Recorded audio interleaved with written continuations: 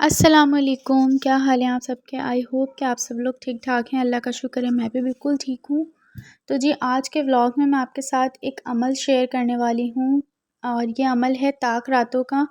تو دیکھ سکتے ہیں آپ لوگ کہ کل آپ جیسے پاکستان کی میری زیادہ آڈینس ہے، تو وہاں پر جو ہے کل طاق رات تھی 21ویں، ٹھیک ہے، لیکن میں وہ کل اپلوڈ نہیں کر پائی، تھوڑا میں بزی ہو گئی تھی، اور بس یہ میرے ہاتھ سے جو ہے بس یہ ویڈیو بن ہی نہیں پائی اور میں اپلوڈ نہیں کر سکی۔ تو جی آج میں آپ کے ساتھ شیئر کر رہی ہوں جو وظیفہ کہہ لیں آپ، یا پھر کچھ بھی آپ کہہ سکتے ہیں۔ یہ عمل ایک چھوٹا سا آپ نے انہی طاق راتوں میں ہی کرنا ہے۔ اگر آپ نے ارجنٹ مالدار ہونا ہے، ارجنٹ آپ کو چاہیے کہ آپ کا رزق میں برکت ہو، آپ بہت پریشان ہو چکے ہیں، تھک چکے ہیں، ہر چیز پہ ہاتھ پیر مار کے بھی تھک گئے ہیں، اور تب بھی آپ کو اگر فائدہ نہیں ہو رہا تو آپ اس عمل کو ضرور کر کے دیکھیے گا۔ تو جی یہ طاق راتوں کا عمل ہے، یہ سال میں صرف ایک بار ہی کرنا ہوتا ہے، بار بار نہیں کرنا ہوتا۔ تو ایک طاق رات تو ہماری نکل چکی ہے جو کہ میں ویڈیو نہیں اپلوڈ کر سکی، بٹ باقی کی ہماری جو 4 راتیں بچی ہیں، ان طاق راتوں میں آپ نے اس عمل کو کرنا ہے۔ ان طاق راتوں میں ویسے بھی ہمیں اللہ تعالیٰ نے جو یہ طاق راتیں دی ہیں، تو ان کے اندر ہمیں لیلۃ القدر کی رات ڈھونڈنی ہے، ٹھیک ہے۔ تو یہ تو ہم سب مسلمان کو پتہ ہوتا ہے کہ اس رات میں اللہ تعالیٰ ہمارے سارے گناہ معاف فرما دیتے ہیں۔ جو بھی ہماری قسمت کا فیصلہ ہوتا ہے وہ ان طاق رات میں ہو جاتا ہے، کہ اگر ہمیں ان لیلۃ القدر کی رات میں ہماری دعاؤں سے ہماری قسمتیں، ہماری تقدیریں بدل جاتی ہیں۔ تو اسی رات کے اندر آپ نے 5 راتوں میں پڑھنا ہے ویسے تو، لیکن ابھی ایک تو میں مس کر چکی ہوں، بٹ ایسا ہو سکتا ہے کہ باقی کی جو 4 طاق راتیں ہیں ان میں آپ نے یہ عمل کرنا ہے۔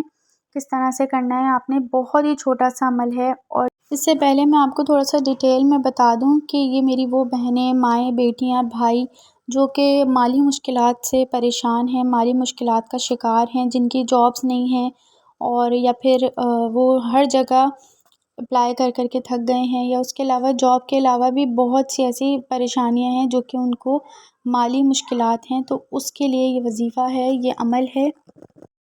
اچھا، جب سے میں نے یہ وظیفہ دیکھا تھا، ایک ویڈیو میں نے دیکھا تھا جنہوں نے بتایا تھا، تو جب سے میں نے سنا تو میں نے سوچا آپ لوگوں کے ساتھ بھی میں بھی شیئر کروں، میں بھی انشاءاللہ پڑھوں گی۔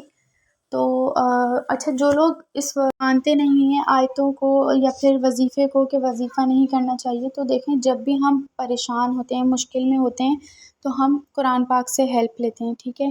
تو قرآن پاک کے ہی یہ وظیفے ہیں، قرآن پاک کی آیتیں ہیں، میں وہی چیزیں بتا رہی ہوتی ہوں۔ اگر مجھے کہیں سے پتہ چلتی ہیں تو وہی چیزیں میں آپ کے ساتھ شیئر کرتی ہوں، اور جو مجھے پڑھنی ہوتی ہیں وہ میں خود بھی پڑھ لیتی ہوں۔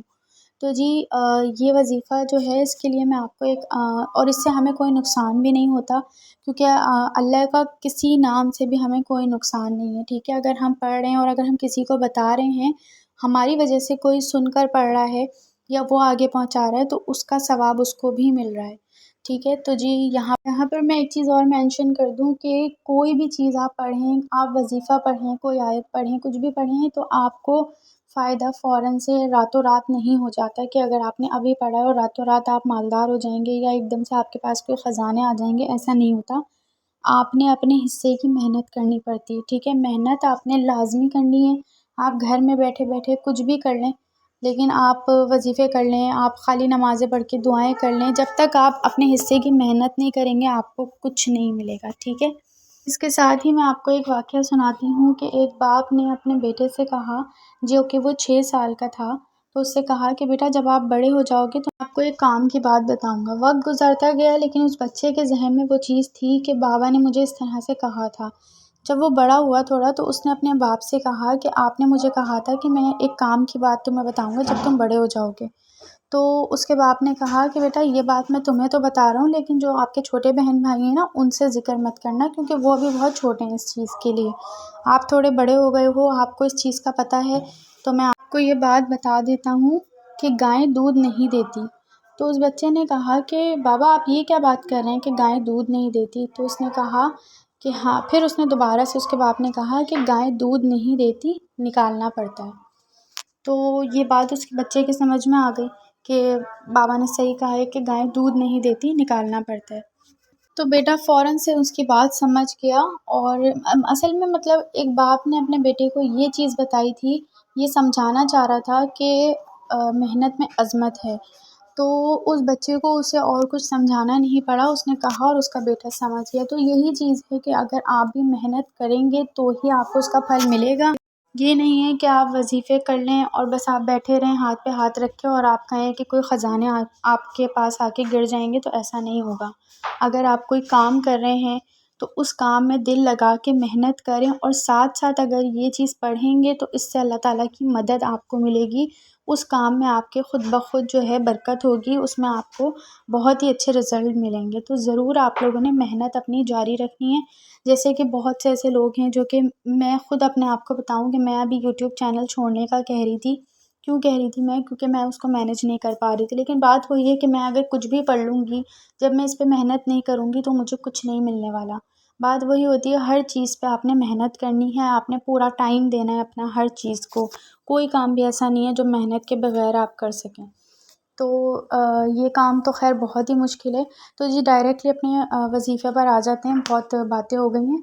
تو سب سے پہلے آپ نے کچھ بھی نہیں کرنا، صرف آپ نے ان طاق راتوں میں جب آپ اپنی عبادت کر لیں، اس میں آپ نے کیا پڑھنا ہے، 200 مرتبہ سورہ قدر پڑھنی ہے آپ نے، ٹھیک ہے؟ سورہ قدر آپ نے 200 مرتبہ پڑھنی ہے، کچھ بھی اس کے علاوہ نہیں پڑھنا۔ بہت ہی آسان یہ عمل ہے، آپ اس کو کریں اور اس کے بعد آپ اپنی دعائیں مانگیں اللہ تعالیٰ سے، جو آپ نے دعائیں مانگنی ہیں، لیکن کوئی طاق رات بھی آپ نے چھوڑنی نہیں ہے۔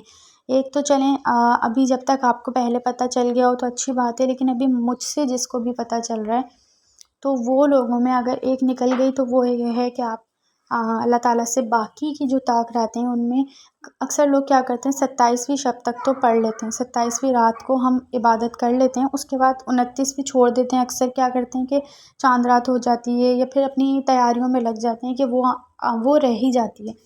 تو ایسا بالکل بھی نہیں کرنا ہے۔ اگر کرنی ہے عبادت تو آپ نے ہر طاق رات میں اس کو پڑھنا ہے، اور انشاءاللہ آپ کو اس کے بہت اچھے رزلٹ ملیں گے، لیکن ساتھ میں محنت کرنی ہے۔ تو جی یہ تھا میرا آج کا ولاگ چھوٹا سا، جبکہ میں نے کوئی بھی ولاگ نہیں بنایا تھا، لیکن یہ میں نے اپنی کچھ ویڈیوز چھوٹی موٹی سی بنی ہوئی تھی جو کہ میرے پاس، میں نے ان سب کو مکس کر کے آپ کے ساتھ یہ بات شیئر کی ہے، کیونکہ آپ تک پہنچانی بہت ضروری تھی۔ تو میں نے سوچا کہ جتنے لوگ بھی مجھے دیکھ رہے ہیں وہ لوگ ضرور اس کو عمل کریں اور آگے بھی شیئر کریں تاکہ آپ کو بھی اس کا ثواب مل سکے۔ تو جی ملیں گے نیکسٹ ویڈیو میں، اپنا خیال رکھیں، دعا میں یاد رکھیں، اللہ حافظ۔